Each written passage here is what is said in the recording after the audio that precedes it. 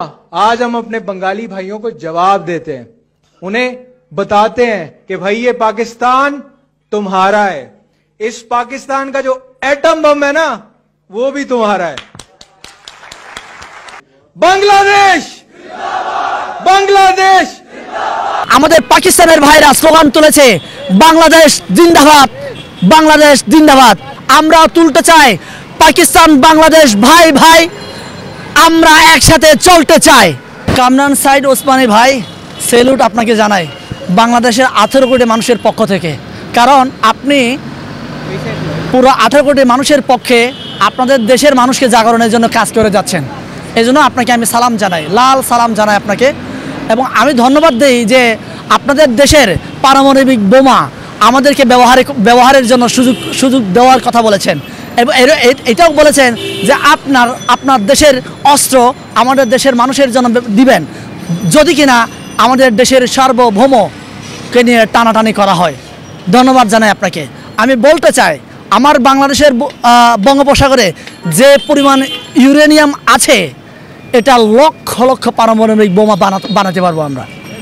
আমাদের কাছে সূত্র নাই বিধায় আমরা বানাতে পারছি না, কিন্তু একটা কথা মনে রাখেন, আমরা কিন্তু বানাবো। ভারতকে আমরা সেটের মধ্যেই রাখবো, ভারতকে কোনো ভয়ের কারণ নেই আমাদের। একমাত্র ভারত আমাদের পায়ের তলায় এসে চুমা খাবে একদিন, ভারত আমাদের পায়ের তলায় এসে চুমা খাবে, কারণ এদের দেশ টুকরো টুকরো ভেঙে যাবে একমাত্র কারণ ওরা আমাদের বন্ধুত্বের সাথে আমাদের সাথে শত্রুতামি করলে। কেমনে বলি আমি, পাকিস্তানের কাশ্মীরকে পাকিস্তান নিয়ে যাওয়ার জন্য দীর্ঘদিন ধরে চেষ্টা করছে। আপনার চায়নার অরুণাচল, সিকিম এটা নিয়ে যাওয়ার জন্য চায়না মানে দীর্ঘদিন ধরে কাজ করছে। 7 সিস্টার তারা স্বাধীনতার জন্য দীর্ঘদিন ধরে সংগ্রাম করছে। আমরা জাস্ট পেট্রোল ঢেলে দিয়াশালায় এই কাঠি মেরে দিব, দেখবা তোমার দেশ টুকরো টুকরো খণ্ড বিখণ্ড হয়ে যাবে। এখন ওরা বলছে আমাদেরকে যে ভারত আমাদেরকে বলছে ওদের নাকি যে পরিমাণ সেনাবাহিনী আছে আমাদের দেশে নাকি ওই পরিমাণ কি বলে জনবল বা অস্ত্র নেই। আমি বলি ভাই, তোমার দেশে অতগুলো টয়লেট আছে কিনা আমার সন্দেহ, যে পরিমাণ আমার দেশে টয়লেট আছে ওই পরিমাণ সেনাবাহিনী নাই তোমার দেশে। আমার দেশে টয়লেট আছে, ওই পরিমাণ কি বলে সেনাবাহিনী তোমার দেশে নাই। এই জন্য বলি দেখেন ভাই, ভালো হয়ে যান। আমি বলি আমার দেশের 18 কোটি মানুষকে আমি অনুরোধ করি, আহ্বান করি, এখন আমরা হিন্দু বৌদ্ধ খ্রিস্টান মুসলমান আমরা এক হয়েছি। ওরা যত ষড়যন্ত্র করছে তত আমরা এক হয়ে যাচ্ছি, আমাদের বন্ডিং আরো বাড়ছে। আজকে আমরা স্লোগান তুলেছি, হিন্দু মুসলিম হয়েছে এক, ভারত তুই আইসা দেখ। মুসলিম খ্রিস্টান হয়েছে এক, ভারত তুই আইসা দেখ। পাহাড়ি বাঙালি হয়েছে এক, ভারত তুই আইসা দেখ। এই স্লোগান আমরা তুলেছি। এই স্লোগান 18 কোটি মানুষের স্লোগান, এই স্লোগান আমাদের বাংলার আপামর জনগণের স্লোগান। আমরা স্লোগান তুলেছি, শুধু স্লোগান নয়, আমরা অস্ত্র ধরা শিখব 2 দিন পরে। আমি এই জন্য বাংলাদেশের সেনাবাহিনীকে আমি বলবো, চোখে চোখ তুলে চোখ রাঙিয়ে হাত উঁচিয়ে কথা বলবা, ভয় ভীতি করে না। ভয় পেলেই আমরা অচিরেই আমাদেরকে গাপটি মেরে ধরার জন্য চেষ্টা করবে। এই জন্য আমি আহ্বান করব বাংলাদেশের মানুষদেরকে, ভয়ের কোনো কারণ নাই ভাই। আমরা বীর জাতি, আমরা সংগ্রাম করতে জানি, আমরা যুদ্ধ করতে জানি। 71 আমরা যুদ্ধ করেছি, ঠিক তেমনি 24-এ আমরা যুদ্ধ করে তোমার সেই দাস হাসিনাকে, চাকর হাসিনাকে আমরা তাড়িয়েছি। সো আমাদের যুদ্ধ করার জন্য আমাদের ট্রেনিং আছে। তোমার দেশের সেনাবাহিনী যে পরিমাণ ট্রেনিং প্রাপ্ত না, আমাদের দেশের সেনাবাহিনী তো অনেক দূরে রাখলাম আমি। আমার দেশের জনগণ রাস্তায় যে চলাফেরা করে সেও যুদ্ধ করতে প্রস্তুত। যুদ্ধ করতে করতে সংগ্রাম করতে করতে আমরা বাঁচি, প্রতিনিয়ত আমরা সংগ্রাম করি। এই জন্য আমাদেরকে ভয় দেখাবা না, আমরা ভয়ের জাতি না, বীরের জাতি আমরা। আমাদের পাকিস্তানের ভাইরা স্লোগান তুলেছে বাংলাদেশ জিন্দাবাদ বাংলাদেশ জিন্দাবাদ। আমরা তুলতে চাই পাকিস্তান বাংলাদেশ ভাই ভাই, আমরা একসাথে চলতে চাই, আপনাদেরকে নিয়ে চলতে চাই। আমরা অনেকেই মনে করে যে আমরা একসাথে চলবো মানে ভারত ভয়ে কাঁপছে।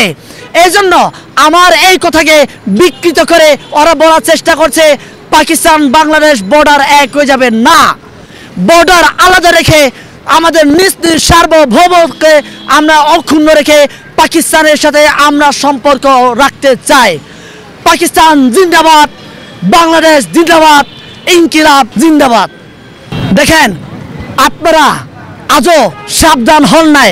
আপনারা যদি মনে করে থাকেন দু একটা আমার বাংলাদেশের নাগরিককে গুলি করে আপনারা আমাদেরকে ভয়ের মধ্যে রাখবেন, আমাদের মনে ভয় সঞ্চার করবেন, আপনারা ভুল করছেন। আমি আবারও সাবধান করছি ভাই, আপনারা যদি আপনাদের দেশকে খণ্ড বিখণ্ড করতে না চান, সময় থাকতে ভালো হয়ে যান। শুভেন্দু বলছেন না আমার বর্ডার দিয়ে আপনারা আসবা, আমি আবার বলছি আপনারা আসেন।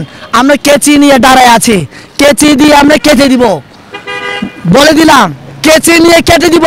কোথায় কাটবো আমি বললাম না, কেটে দিব বললাম।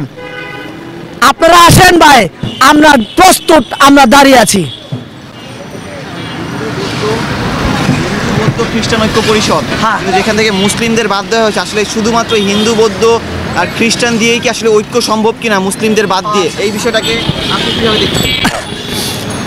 দেখেন, এই 2024-এ আমাদের একটা সময় এসেছে, আমরা একযোগে একসাথে কাঁধে কাঁধ মিলিয়ে, কে হিন্দু, কে বৌদ্ধ, কে খ্রিস্টান, কে মুসলমান, হ্যাঁ, কে শাক, কে চাকমা, কে মারমা, কে খিয়াং, কে খুমি, আমাদের কোনো ভেদাভেদ নাই। আমরা এক কাতারে একযোগে আমরা আওয়াজ তুলছি, আমরা বাংলাদেশি, ঠিক আছে? যেহেতু আমরা এই যে আমাদের চেতনা, আমরা একসাথে চলার জন্য যেহেতু আমরা আওয়াজ তুলছি, আমাদের চিন্তাগুলোকে, চেতনাগুলোকে এরকম উজ্জীবিত করছি, তাহলে আমার কথা হচ্ছে হিন্দু বৌদ্ধ খ্রিস্টান ঐক্য পরিষদ কেন ভাই?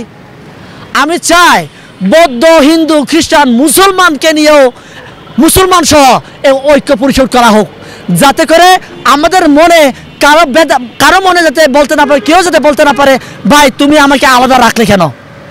আমি বলবো যে আমরা যে এক হয়েছি, হিন্দু বৌদ্ধ খ্রিস্টান আর মুসলমান ভাইরা তো বলবে তোমরা আমাকে আলাদা করে রেখে দিয়েছ, আমি তো বড় সংখ্যালঘু হয়ে গেলাম।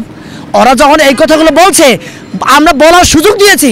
কেন আমরা সুযোগ দিব? আমরা যেহেতু বাংলাদেশি, আমরা বাংলাদেশের মানুষ, এই জন্যই আমরা একসাথে চলার চেষ্টা করব। আমি আরেকটা কথা বলি, দেখেন আমার দেশে শাপলা চত্বরে আমার ভাইদেরকে কি করেছেন আপনারা তো সবাই জানেন, তাই না? শাপলা চত্বরে আমার মুসলমান ভাইদেরকে, হুজুরদেরকে রাতের অন্ধকারে লাইট নিভিয়ে কিভাবে নৃশংসভাবে হত্যা করেছিল, এই ইতিহাসটা আমরা ভুলে যাইনি, এখনো আমরা ভুলে যাইনি। ঠিক তেমনি আমরা ভুলে যাইনি 2024 সালে ইন্টারনেট বন্ধ করে আমাদের দেশের সাধারণ মানুষকে এই ফ্যাসিস্ট হাসিনা কিভাবে আমাদেরকে নির্যাতন নিপীড়ন গুলি চালিয়েছিল, আমরা ভুলে যাইনি। সুতরাং আমরা এক হয়েছি, একসাথে চলতে চাই। হিন্দু বৌদ্ধ খ্রিস্টান মুসলমান ঐক্য পরিষদ আমরা নতুনভাবে গড়ে তুলতে চাই। সবাইকে ধন্যবাদ।